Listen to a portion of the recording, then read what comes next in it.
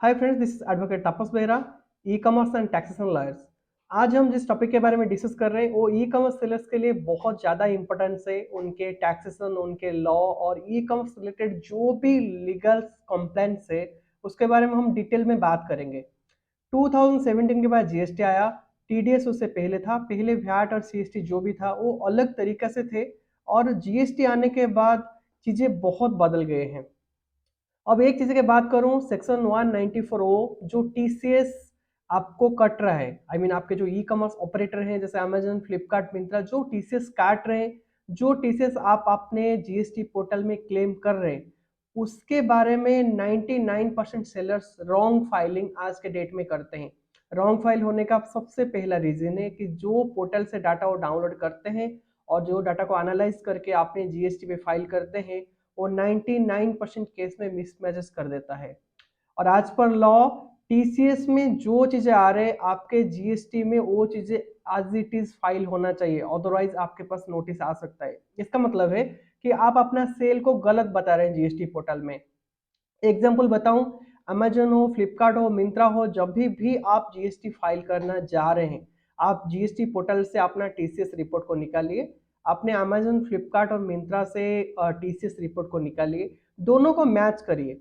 आपके पास कुछ भी मिसमैचेस आता है तो आप टिकट लॉग करिए ई कॉमर्स पोर्टल पे, और आपने बताइए कि जीएसटी पोर्टल में एक रिपोर्ट आ रहा है और मेरे को पोर्टल में जो रिपोर्ट मिल रहे हैं वो अलग क्यों मिल रहे हैं।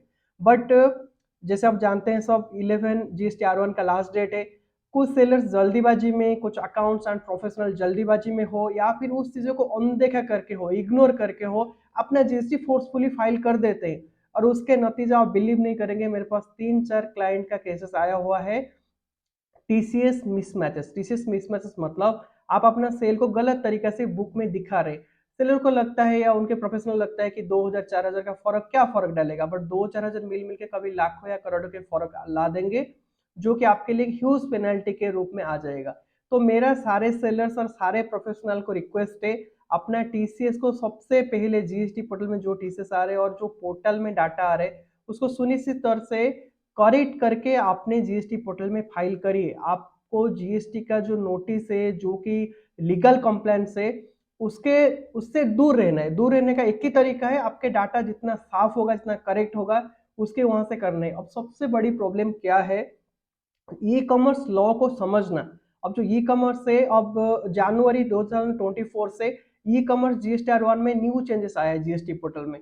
उस पोर्टल के बारे में हम नेक्स्ट वीडियो में बात करेंगे, उस डिटेल्स के बारे में। उसमें समझेंगे कि वो चीजें क्यों ला रहे, गवर्नमेंट का मेन एम क्या है, सेक्शन 194 ओ को उन्होंने क्यों इम्पोज किया। इसलिए इम्पोज किया, पहले क्या होता था, बी टू सी के जो भी सेल्स होते थे, सेलर को चीजें छुपा दे रहा था, क्योंकि आपको जैसे पता है 100 रुपए का सेल करोगे तो आपका अकाउंट में 50 रुपीज आएगा। सो 50 रुपीज जो भी आता है, सेलर को लगता है कि 50 रुपीज में टैक्स पे कर दूं, मुझे 100 रुपीज पे करने की क्या जरूरी है। अब गवर्नमेंट को पता चल गया कि सेलर्स इसमें भी कुछ प्रॉब्लम्स कर सकते हैं। कुछ प्रोफेशनल्स भी हैं जो कि सेलर को हेल्प भी करते हैं। मेरा सारे प्रोफेशनल को रिक्वेस्ट है, टैक्सेस बिल्कुल व्हाइट होना चाहिए। उसमें आप बचा बचा के कितना बचा सकते हैं, 5%, 12%, इतना वो मत बचाइए। करेक्ट फाइल करिए ताकि सेलर को कभी भी प्रॉब्लम नहीं आएगा।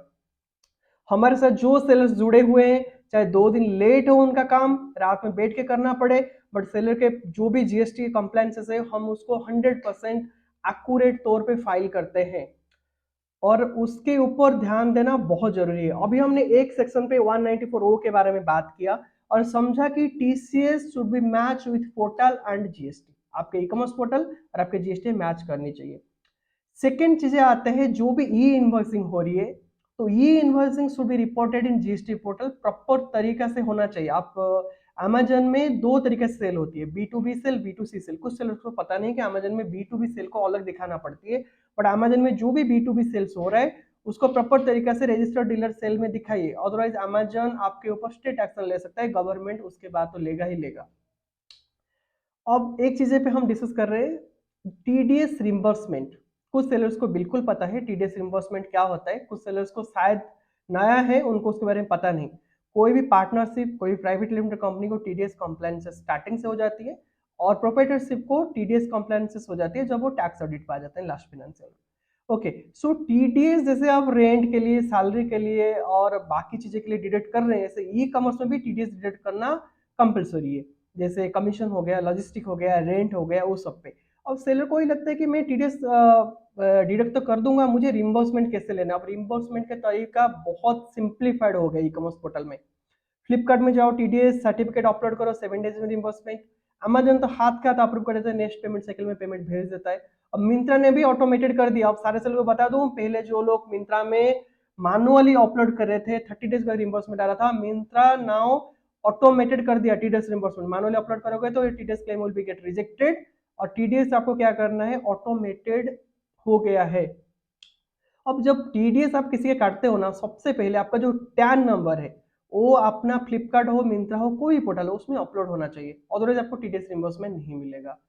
अब टीडीएस काटने के भी सही तरीका है। अब सेलर्स कोई बिल पे कुछ भी काट दे रहे हैं। अब काफी सारी फीस है, कमीशन है, लॉजिस्टिक है, पेमेंट गेटवे फीस है, रेंट है, और शिपिंग चार्जेस है, सब कुछ है। सब कुछ का सेक्शन ना मुझे बताने का जरूरत नहीं है। पोर्टल में कोई भी इनवॉइस है उसमें क्लियर लिखा हुआ है कि आप किस हेड पे किस टीडीएस काटोगे। जैसे आप सबको पता है कि कमीशन में 194H है, शिपिंग में C है, लॉजिस्टिक में C है, रेंट में I है, पेमेंट गेटवे में 10 है। अब अपना इकट्ठा मत काटिए, सबको चीजें को देखिए, पहले समझिए, टीडीएस के प्रॉपर सीट बनाइए, फिर आप टीडीएस काटिए, डिपॉजिट करिए ऑन टाइम, और सेल पोर्टल से रिम्बर्समेंट लीजिए। रिम्बर्समेंट का सबसे अच्छा तरीका है, एक क्वार्टर फाइल हुआ, एक क्वार्टर को फाइल कर दीजिए पोर्टल पे और आप रिम्बर्समेंट ले लीजिए।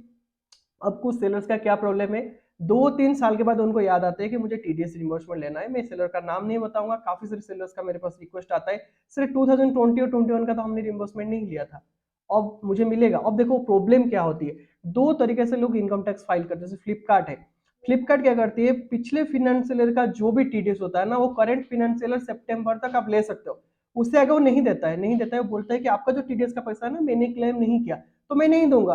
तो सेलर का लाखों लाखों रुपए लॉस होना मैंने देख रखा हूँ, क्योंकि सेलर को मैंने बोला हूँ कि इन हैंड आप रिम्बर्समेंट ले लीजिए, अदरवाइज आप लेना चाह रहे हो तो अगले साल सितंबर तक तो ले ही लीजिए, क्योंकि मोस्टली आईटीआर ना सितंबर तक फाइल हो ही जाता है, बट सेलर डिले कर देते हैं। तो इस चीज़ पे सेलर और उनके जो भी प्रोफेशनल अकाउंट्स टीम है, वो सेलर को गाइड करे कि रिम्बर्समेंट आपका ही पैसा है, आप तुरंत सेल पोर्टल से ले लीजिए। पोर्टल देने के लिए तैयार है, लेकिन एक क्लॉज है, आपका टीडीएस सही कटा गया है तभी जाकर आपको टीडीएस रिम्बर्समेंट मिलेगा, अदरवाइज वो टीडीएस रिजेक्ट भी हो सकती है, या फिर जो एक्चुअल है वो आपको टीडीएस के रूप से मिलेगा।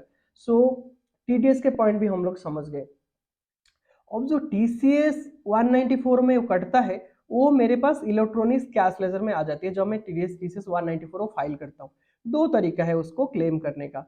पहला है कि मुझे हर महीने टैक्स पे करना पड़ रहा है, तो मैं बैंक से ना देके ये टीसीएस आज कैश में उसको यूटिलाइज कर दूंगा, या फिर मेरा कोई आरसीएम है, रिवर्स चार्ज मैकेनिज्म, सबको पता ही होगा, वो मैं उससे यूटिलाइज कर दूंगा। या फिर मैं सपोज एक कपड़ा सेलर हूँ, मैं ड्रेसेस बेचता हूँ, मेरे टैक्स में परसेंटेज है 5%, और जब मैं बेचता हूँ तो मेरा कमीशन लॉजिस्टिक का परसेंट, उसमें जो जीएसटी लगता है वो 18%, मुझे सरप्लस 12% जीएसटी बच रहा है, तो मुझे वो पे करने का जरूरत नहीं है। बट वो तो मेरा पैसा है ना 1% कट के जो पड़ा है टीसीएस। तो उस केस में मैं क्या करूंगा, उस केस में मैं टी 194 जो बता रहा था ना, वो सॉरी वो टीडीएस का ही सेक्शन से, टीसीएस का जो भी मेरा 1% कटा हुआ है ना, उसका मैं क्या करूंगा, गवर्नमेंट पोर्टल में जाके रिफंड क्लेम कर दूंगा, refund in excess balance in my cash ledger. तो उस पर मैं क्या करूंगा, वो वाला अमाउंट को ना मैं क्लेम कर दूंगा, मेरे बैंक अकाउंट में आ जाएंगे, कुछ करने का जरूरत नहीं। आप फाइल करो, सपोर्टिंग डॉक्यूमेंट अपलोड करो, डिपार्टमेंट विजिट करो, या फिर इंस्पेक्टर का आपके पास कॉल भी आ जाएगा, सर आपने टीसीएस फाइल किए थे, सारा सपोर्टिंग डॉक्यूमेंट अपलोड कर दो, तो आपके पास ऑटोमेटेड पैसा आ जाती है, उसमें कुछ करने का जरूरत नहीं है। अभी जो सेक्शंस में टीसीएस की जगह 194 ओ बोला था, वो टीडीएस की 194 ओ है। तो टी जैसे ई कॉमर्स दो चीजें किया है, एक टीसीएस 1% काट देता है, एक टीडीएस भी 1% काट देता है, जो जाके आपके 26 एएस में हिट होती है। अब सबसे इंपॉर्टेंट चीजें है, अब जीएसटी के बाद तो गया, अब जो सिस्टम में हम लोग एंट्री करते हैं टाली में, वो भी मेरा 26 से मैच होनी चाहिए। आई मीन डिपार्टमेंट ने क्या किया, TDS, TCS, GST, income tax सबको मर्ज कर दिया। अब बोला कि अब हर जगह मैच होना जरूरी है, आपका 26 शुड भी मैच हुई थी जीएसटी, टीसीएस पे टीसीएस शुड भी मैच हुई थी, और पोर्टल। अब इश्यूज कहाँ आएगा, आएगा ही नहीं इश्यूज। अब उसके बाद आरसीएम हम समझ गए। अब 2A और 2B में ना विशेष तौर से ध्यान देना जरूरी है, 2A 2B ऑलवेज मैच होनी चाहिए। और जो भी आप परचेज का क्लेम कर रहे हो, जो सेलर है वो उसके अगले महीने, सॉरी अगले साल में जो भी स्टिपुलेटेड पीरियड है वहां तक अपना जीएसटी फाइल कर देनी चाहिए। नहीं कर रहे तो फिर आपको डीआरसी फाइल करो, वो मिसमैचेस है, ये मिसमैचेस है, वो ध्यान देना है। और लास्ट चीज़ है, कुछ सेलर्स हैं जो लोग बिल परचेज करते हैं, उनके लिए मेरा स्पेशल रिक्वेस्ट है, आप किसी से ना बिल, फेक बिल परचेज मत करिए। उससे क्या होगा, उससे बहुत बड़े प्रॉब्लम्स का शुरुआत हो जाती है। सपोज कोई भी सेलर्स डिफॉल्टर हो गया तो ये नोटिस सारे जगह जाएगा, उसके साथ जो लोग बिजनेस कर रहे थे, जानने में हो या अनजान में हो, आप उनसे बिल लीजिए जिनसे आप एक्चुअल परचेज कर रहे हो। There is no fake purchase, fake purchase करने का कोई जरूरत नहीं। आप 5% टैक्स गवर्नमेंट को दे जाओगे तो आप तो गरीब नहीं हो जाओगे। लेकिन सपोज आपने कहीं टैक्स बचाने का प्रिपरेशन कर दिया मन में, या फिर आपने कोई गलत प्रोफेशनल एडवाइस ले लिया कि सर मैं तो आपका टैक्स बचा दूंगा, उस तरीके से आप मत जाइए। आज नहीं पता चलेगा, 3 साल के बाद आप फंसोगे, बुरी तरीके से फंसोगे। तो देखो, जो लॉ है ना, जो कॉर्पोरेट लॉ है, जो टैक्सेशन लॉ है ना, वो सबसे इंपॉर्टेंट लॉ है इंडिया में। इसी से ही रेवेन्यू जनरेट होती है, इसी से सारे लोग का जो भी है ना चीजें चलता है। तो टैक्स को स्पेशली तौर से ध्यान देना चाहिए जितने भी ई कॉमर्स सेलर्स हैं। अब ई कॉमर्स पूरा व्हाइट है, इसमें कोई ब्लैक नहीं है, छुपाने का कोई भी जगह नहीं है। अब लेकिन सबसे इंपॉर्टेंट बात है कि आप जो भी कर रहे हैं ना ई कॉमर्स पोर्टल से, आपका डाटा को बिल्कुल सुरक्षित रखिए। सारे डाटा को डाउनलोड करके ड्राइव में रखिए, कभी भी स्क्रूटिन आए, कभी भी कुछ आए, जो भी हार्ड कॉपी आप निकाल पा रहे हैं निकाल के रखिए। डाटा को कभी डैमेज मत करिए, डाटा को कभी ना डिलीट मत करिए, सारे डाटा को संभाल के रखिए। चाहे 4 साल का हो, 10 साल का हो, कभी भी स्क्रूटिन आ सकती है, कभी भी कोई चीजें आ सकती है। आपके डाटा रहेगा आपके साथ, तो आप डिपार्टमेंट को प्रूव भी कर सकते हैं कि मेरा सारा डाटा सर करेक्ट है, ये मेरा सारा डाटा है, मैंने सारा करेक्ट फाइल किया हूँ। तो डरने का कोई बात नहीं, जब आप सही रास्ते में चल रहे हो, आपका सारा रिपोर्ट सही है, तो डरने का कोई बात नहीं। जब भी आपको लगा कि मुझे पिछले 6 महीने से मैं गलत जीएसटी फाइल कर रहा हूँ, मेरे पास 1-2 क्लाइंट से कॉल आया था, उन्होंने मुझे बोला कि तापस हमने लास्ट 6 मंथ से ना जीएसटी जो फाइल की है वो गलत था। तो मैंने उनको बोलता हूँ कि करंट फाइनेंशियल ईयर में वो ठीक हो सकती है अमेंडमेंट के थ्रू से, आप उसको ठीक कर दीजिए। या फिर अगले फाइनेंशियल में पता चलता है कि अप्रैल में कि मैंने तो पिछले साल पूरा गलत कर दिया, तो भी सितंबर तक हमें टाइम मिलता है उसको ठीक करने के लिए। उसके बाद भी नहीं पता चल रहा है तो DRC 03 फाइल कर दीजिए, खत्म करिए, जिसको सेल्फ असेसमेंट टैक्स बोलते हैं कि सर मुझे पता नहीं था कि मैंने इतना बड़ा गलती कर दिया हूँ। अब इसको, अब एक नोटिस के बारे में डिस्कस कर रहा हूँ। सेंट्रल डिपार्टमेंट से एक सेलर्स का नोटिस आया था, सेलर को पता नहीं, सेलर ने 1 साल जीरो फाइल कर दिया, जबकि उस स्टेट से उन्होंने 4 शेयर का बिजनेस किया था। तो डिपार्टमेंट ने लास्ट में यही बोला कि आप DRC 03 फाइल करिए, विथ इंटरेस्ट एंड पेनल्टी आपको देना पड़ेगा। इंटरेस्ट पेनल्टी क्यों देना पड़ेगा, क्योंकि सेलर को पता नहीं था कि 3 साल जा चुका है। सेलर टाइम पे करता तो इंटरेस्ट पेनल्टी हो सके कम होता, बट टाइम जाने के बाद आप भी टैक्स को अनदेखा कर रहे हो। आप देखो, सेलर्स बोलते हैं सर हमें तो इस चीज़ों का पता नहीं था, हमने तो गलत कर दिया। अब आपको क्यों पता नहीं, आप जब बिजनेस कर रहे हो, आपको जो प्रोफेशनल बंदे हैं वो हमेशा आपको गाइड करनी चाहिए सर, हर चीज़ें एक रास्ता में है, टैक्स एक रास्ता में। सेलर्स को मैंने देखा हूँ अपने प्रॉफिट, अपने बिजनेस ग्रोथ के करते करते लीगल कंप्लायंस, टैक्सेशन को कभी कभी इग्नोर कर देते हैं, कभी कभी, हमेशा नहीं। कोई कोई सेलर डरते हैं लीगल सिस्टम को लेके, कोई कोई सेलर्स इग्नोर भी कर देते हैं। तो मेरा एक चीज़ है, सपोज आप लोग का डाटा करेक्ट है, आप करेक्ट फाइल कर रहे हो, तो डिपार्टमेंट क्या, कोई किसी को डरने का जरूरत नहीं, कोई कुछ भी नहीं होता, बिल्कुल व्हाइट फील्ड है, ठीक है।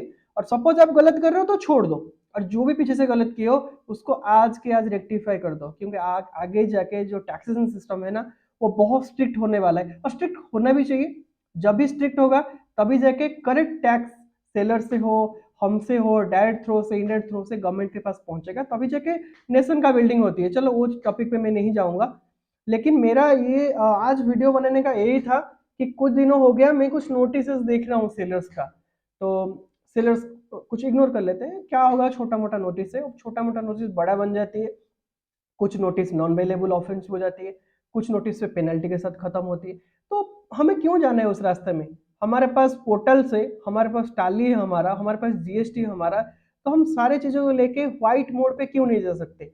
अब दो चीजें होती है, कुछ लोग आजकल, उनके पास बोलना नहीं चाहिए मुझे, प्रॉपर डिग्री होना जरूरी है, जो भी आपको सलाह दे रहे, वो कोई चार्टर्ड अकाउंटेंट हो, कोई टैक्स में एडवोकेट्स हो, या फिर कोई वो हाई लेवल प्रोफेशनल हो।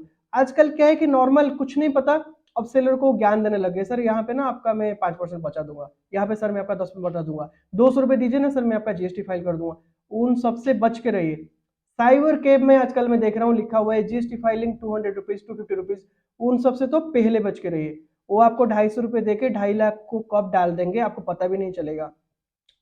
प्रोफेशनल बंदे से अपने टैक्सेशन का काम कराइए, कभी कोई इशू आए तो nearest chartered accountant, company secretary, cost accountant, कोई कॉर्पोरेट लॉयर, कोई नॉर्मल सा एडवोकेट नहीं है। जो कॉर्पोरेट लॉयर में पढ़े हुए, टैक्सेशन में उनको नॉलेज है, उनसे कंसल्ट करिए। अब ये चीजें को लोगों को सामान्य लगता है, बट ये चीजें सामान्य नहीं है। अब नेशन बिल्डिंग में आपका हाथ है, मेरा हाथ है, सबका हाथ है। तो इसमें आप कैसे कर सकते हैं? जब आप प्रॉपर तरीके से चलेंगे। मैं आपको बता रहा हूँ, आप गलत वे में जाके 10 लाख बचा देंगे, बट वो 10 लाख 1 करोड़ में कन्वर्ट हो जाएगा। सही रास्ते में जाके आप 10 लाख खर्च करोगे ना, अब लोग इस टैक्स को ना एक खर्चा बोलते हैं। अब इनडायरेक्ट टैक्स तो कभी खर्चा था नहीं, ना ही कोई खर्चा है। आप कस्टमर से कलेक्ट कर रहे हो, गवर्नमेंट को दे रहे हो, इसमें खर्चा क्या है? अब कस्टमर का कलेक्ट हुआ पैसा आप खुद ही बिजनेस में खर्च कर दोगे, बोलोगे यार मुझे टैक्स देने के लिए पैसा नहीं है। मुझे चीज बताओ, इनडायरेक्ट टैक्स में जब भी हमें देना होता है तो हम तो किसी से कलेक्ट करके दे रहे हैं ना, हमारे हाथ से तो कुछ है ही नहीं। हमारे हाथ से इनडायरेक्ट टैक्स कभी जाता नहीं। अब इनकम टैक्स के बाद हम बाद में करेंगे, वहां पे ही हमारे हाथ से जाता है, क्योंकि हम लोग प्रॉफिट कर रहे हैं, और प्रॉफिट कर रहे हैं उसमें 10-20% देने में कोई प्रॉब्लम नहीं। और इनडायरेक्ट टैक्स कभी खर्चा नहीं होता, तब भी सेलर उस टैक्स को बचाने के पीछे पड़े। अब पता नहीं ये वीडियो देखने के बाद सेलर मेरे के बारे में क्या सोचेंगे, बट मैं सेलर के अच्छा के लिए ही ये वीडियो बना रहा हूँ। इस वीडियो को देखने के बाद मैं तो चाहूंगा कि सारे सेलर्स देखें, स्पेशली ई कॉमर्स सेलर के लिए वीडियो बनाया हूँ। मेरा जो फील्ड है, 2014 से मैं ई कॉमर्स फील्ड पे हूँ। कभी अकाउंटिंग किया हूँ, कभी एनालिसिस किया हूँ, कभी टैक्सेशन किया हूँ। मेरा जो बैकग्राउंड है, मैं एलएलबी होल्डर हूँ, एमबीए होल्डर हूँ, बीकॉम वही टैक्सेशन अकाउंट से पढ़ा हुआ हूँ। और ई कॉमर्स की अच्छे कंपनी में 3 साल जॉब करने के बाद मैंने अपना कंसल्टेंसी स्टार्ट किया। अब इसमें मैं देख रहा हूँ सेलर किस दिशा में जा रहे हैं। अब बिजनेस कभी खत्म हो जाती है, 2-3 साल के बाद सर्वाइव नहीं कर पा रहे। सारे चीजें के लिए ये चीजें को समझना। अब इंडिया में सबसे चीजें क्या है कि एनालिसिस का कोई वैल्यू नहीं है। अब हम टैक्सेशन पे एनालिसिस करते हैं, फिनेंस पे एनालिसिस करते हैं, सेलर को बताते हैं कि सेलर क्यों लॉस कर रहे हैं, क्यों प्रॉफिट कर रहे हैं, कैसे प्रॉफिट कर सकती है, कैसे करेक्ट वे में प्रॉफिट कर सकती है। अब ये सारा चीजें को जब सेलर समझेगा, सेलर 100% प्रॉफिट करेगा। सेलर का सारे टैक्स, सारे अकाउंट, सब कुछ करेक्ट जाएगा, कभी गलती होने का चांस ही नहीं। जब हम चीजें को 2-3 बार चेक करके और करेक्ट फील्ड में आप सारी चीजें को फाइल करें तो प्रॉब्लम नहीं है। और मैं फिर से बता दूं कि इनडायरेक्ट टैक्स कभी सेलर का पैसा है नहीं, मेरा पैसा नहीं है, किसी का नहीं। ये कस्टमर के पैसा है जो हम कलेक्ट करके गवर्नमेंट के पास जमा करें। हम एक मीडियम है, जस्ट कस्टमर से कलेक्ट किया मैंने पैसा और गवर्नमेंट को लेके दे दिया जो भी मेरा टाइम है। सपोज कस्टमर ने नहीं पे किया है तो गवर्नमेंट टाइम ही देता है कि आप आज पे नहीं कर पा रहे हो, हफ्ते के बाद पे करो, 2 दिन पे करो, जो भी एक नॉमिनल पेनल्टी लेट फीस होता है। बट ई कॉमर्स में तो आपके पास पेमेंट आ जाती है। पेमेंट का पीरियड क्या है? D7 है, D14 है। डिलीवरी के 7 दिन के बाद, 14 दिन के बाद आपके पास तो पेमेंट आ ही जाता है। तो आप उस पेमेंट को आराम से कर सकते हो। कमीशन लॉजिस्टिक का जो भी है उसका भी इनपुट ले सकते हो। सारे के सारे चीजें को करेक्ट तरीके से करने के लिए मेरा रिक्वेस्ट है। और लास्ट में बता दूं, टैक्सेशन में हो, ई कॉमर्स में हो, कोई भी लीगल कंप्लेंट्स में हो, कुछ भी प्रॉब्लम आती है, मैं और मेरा टीम हमेशा तैयार है सारे सेलर को सॉल्व करने के लिए, वर्चुअली, पर्सनली मिलके, कोई भी स्टेट में हो। हमारा ऑफिस दिल्ली में है, ब्रांच ऑफिस भुवनेश्वर में है। बट किसी सेलर को कभी भी कोई प्रॉब्लम आती है, मेरे पास रोज 10 से 20 कॉल्स नॉर्मल आते हैं, कोई चार्ज में नहीं लेता हूँ उसको समझाने के लिए। किसी को कोई डाउट्स होता है आप मुझे कॉल करिए, कोई प्रॉब्लम नहीं। और पर्सनल मीट करना चाह रहे हैं, ऑफिस में आके मीट करना चाह रहे हैं, कोई केसेस है, कोई इश्यूज है, आगे अपना अकाउंट्स को, टैक्स को, अपने फिनेंस को ठीक करना चाह रहे हैं, आप हमारे ऑफिस में आइए, बैठिए, डिस्कस करिए। फीस भी सबसे नॉमिनल फीस हमारा ही है। मैं मतलब उसको दावा करके बोल सकता हूँ, हम जो फीस लेते हैं बहुत नॉमिनल लेते हैं, और सेलर के साथ साथ साथ साथ हम बढ़ते हैं। अब जो सेलर 2017 में हमारे साथ थे वो 2023 में भी हमारे साथ हैं, छोड़ के नहीं गए। सर्विस और फीस दोनों हम साथ साथ लेके चलते हैं, और करेक्ट सलाह देते हैं। किसी को गलत सलाह तो हम अभी तक दिए भी नहीं। और करेक्ट वे में चलो, आगे बढ़ो। कॉन्टैक्ट नंबर है 9818958912। मेल आईडी है behra13@gmail.com। नहीं तो ऑफिस मेल आईडी support@msanalysis.in। तो कुछ भी इश्यूज हो हमें कांटेक्ट करिए। टैक्सेशन को प्रॉपर तरीके से फाइल करिए, अपने फिनेंस को बिल्कुल करेक्ट रखिए, और ये बिजनेस बिल्ड बहुत बड़ा होके जाएगा। जब पिलर स्ट्रांग होती है तो बिजनेस स्ट्रांग होता है। ठीक है, थैंक यू, बाय।